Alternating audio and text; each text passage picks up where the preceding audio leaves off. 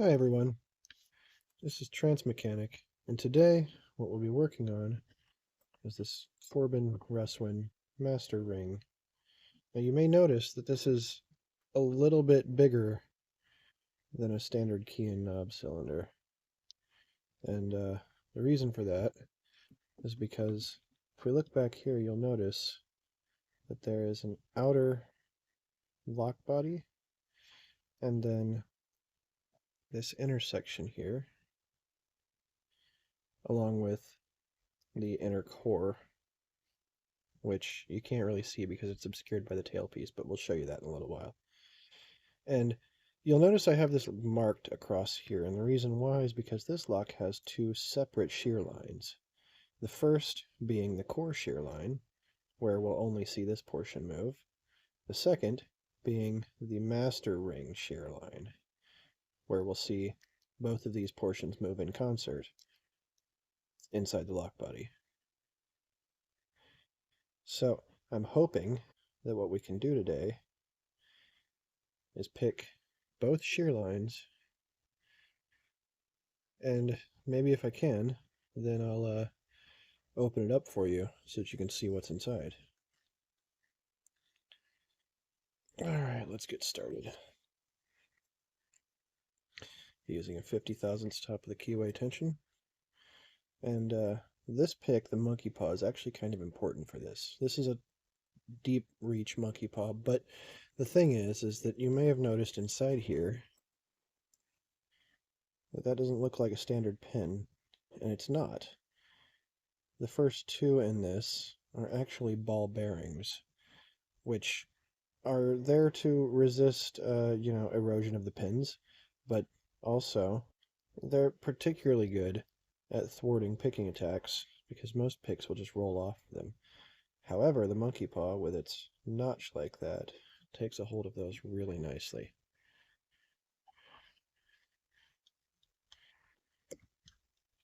Okay. Let's get to picking. What do you say? I think for my first open, I'm going to use counterclockwise tension, and we'll start at the front.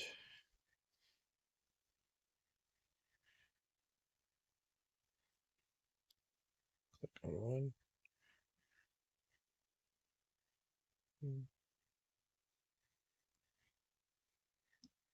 Click on two. Click on three.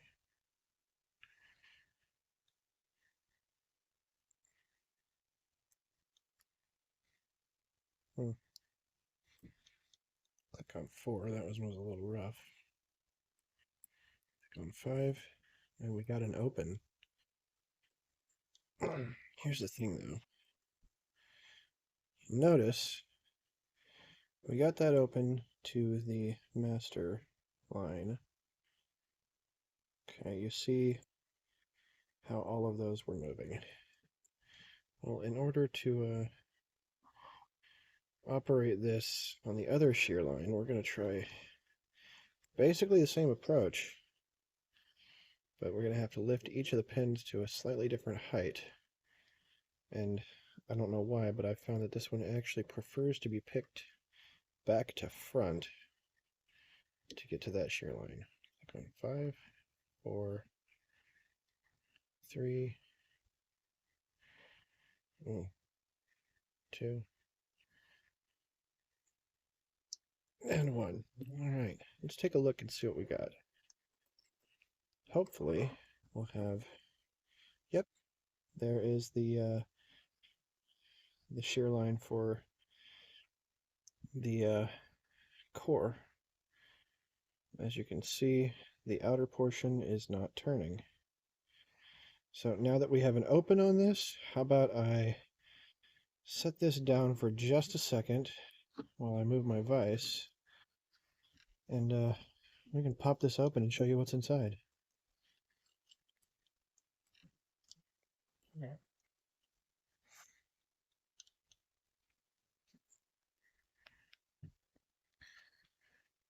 Okay. Sorry, a little bit of camera wobble here. Alright, that should work. There. That'll do nicely. Alright, now to get this open, I'm going to have to punch out this pin right here. So I think I can do that without locking it back up. Use a pin punch and just kind of hold it in my hand here. I'm going to use a little bit of a makeshift hammer. I know it's not actually a hammer, but it works. Sorry for the jarring nature of this. Not much you can do about it. I am getting that pin out though, so mission accomplished. And then we can remove the tailpiece and you can actually see the two discrete shear lines that this lock has. At least I hope we can remove the tailpiece.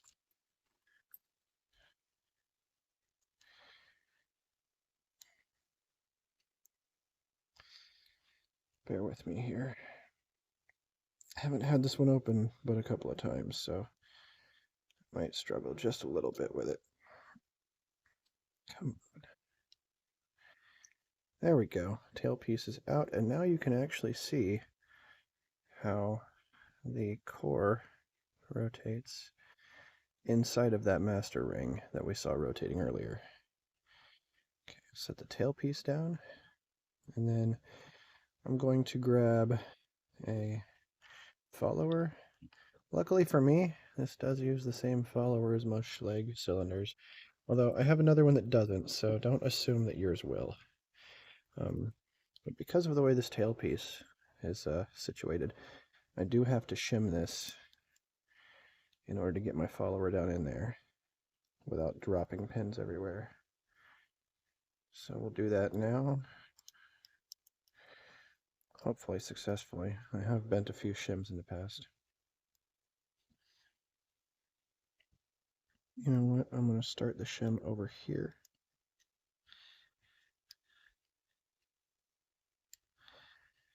Oh, don't quite want that to kick out yet. Okay. Now, with our shim in place, hopefully I can just go ahead and push that core on out. Yes. All right. Now I am going to reposition the camera one more time, just so I can get you a little bit closer to the action here. Hopefully my camera doesn't just flop over.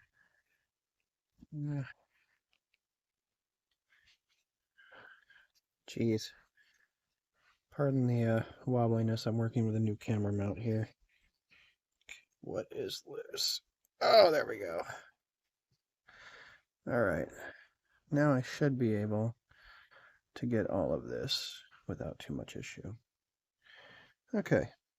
So let's start by plopping these key pins out.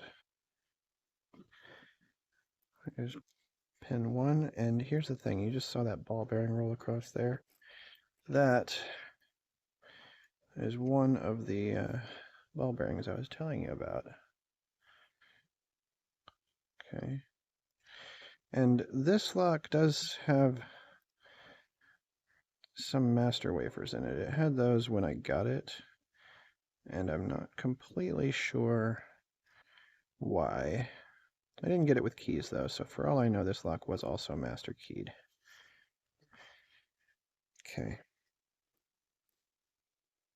That's pin number 2, although I seem to have dumped it into this tray. But I've had this open a couple of times. I know what it should look like inside. Okay, and then like I said, there's another of those little ball bearings.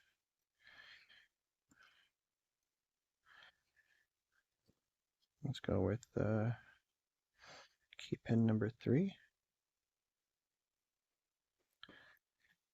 And there's another master wafer. Again, not super sure why they did that, but It is in there. I'll just leave that in there for now. Okay. Key pin number 4. And come to think of it, I'm pretty sure that master wafer is supposed to be on top of 4. Yeah. And then we have number 5. Again with a master wafer, although you'll notice that all the master wafers are in fact in the core, and were not used to lift anything past that shear line. I mean, other than just being there. Now, we can go ahead and start pinning our master ring and lock Bible out.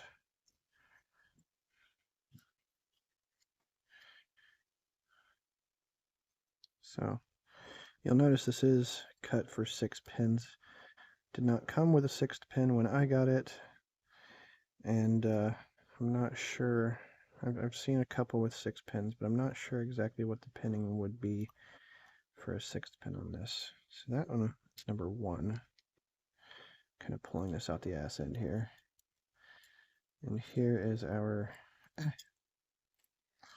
driver pin for 1, and the spring. Okay. Here's number 2. Sorry. And what I'm getting at here is these are middle pins that are there to help lift everything to the master ring shear line. When I get done dropping all of these out, I will go ahead and show you what those 2 shear lines look like laid out, because I actually did have to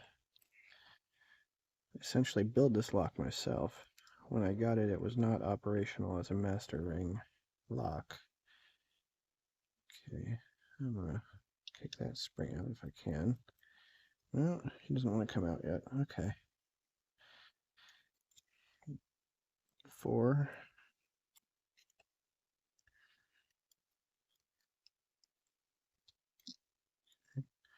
And I'll pretty these up here in a minute. And 5.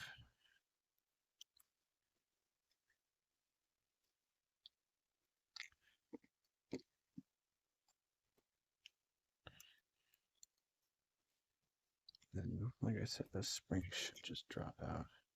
If they don't, maybe they got caught in the Bible. Which it appears they did. Kind of want those out of there, but I think we'll just leave them there for now, because those aren't that terribly important. So you'll notice that this is the lock body. Here's our master ring. There's nothing special about it other than the fact that it's there.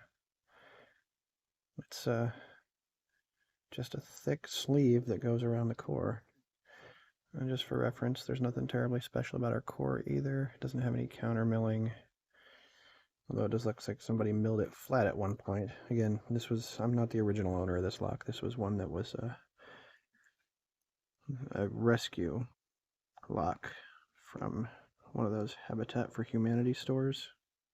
Which, by the way, if you guys aren't going there to find locks, you are missing out if you have one nearby. I found everything from these guys, a couple of them, to just residential, regular Schlage and quick-set locks. I've gotten a couple of quick-set smart keys there, and even a couple of these guys. These are the Schlage F series. They have a collapsible Bible, and inside of them is, well, they look like T-pins, but what it is it's essentially pins that the springs sit on top of the pins, like in the pins sit in the springs. So there has to be more room, because I don't know why they made it collapsible, but they did. But because of that, it acts like a really nasty spool, so it's interesting. Okay, let me clean this up real quick and show you guys what we have going on here. And I really wish that I could replace these key pins and master wafers with just pins. At some point I probably will. But now, this is what we have. So, the way this works, these are the driver pins. Here, let me bring you down here. Okay, sorry about the light there. Okay, so these are just driver pins, and they can clear all the way up into the Bible. So when you want to break this shear line, you push all of these up to the top of this line right here, clearing the Bible. If you want to break the shear line between these two, however, what you have to do is lift all of these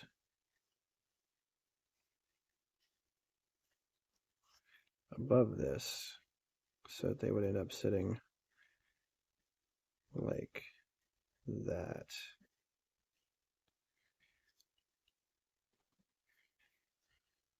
And because of that, and because of the variances in heights between the sizes of these middle pins here, focus, you bastard, you can get a completely separate key for this shear line than for this shear line. And theoretically, if you wanted to, you could also use master wafers and get another key for one or the other shear lines, depending. So it's a very interesting lock, and I've had a lot of fun with it. I actually had to find and put in these pins because they were not there. When I first got the lock, it had those. And it was only operational to the core shear line. So it's been a fantastic adventure for me, and I hope you've liked it too. If you've enjoyed this, feel free to give the video a like. And if you want to see more content like this, feel free to subscribe. I know everybody says that. I promise I'm not ever going to hit you with any sponsors.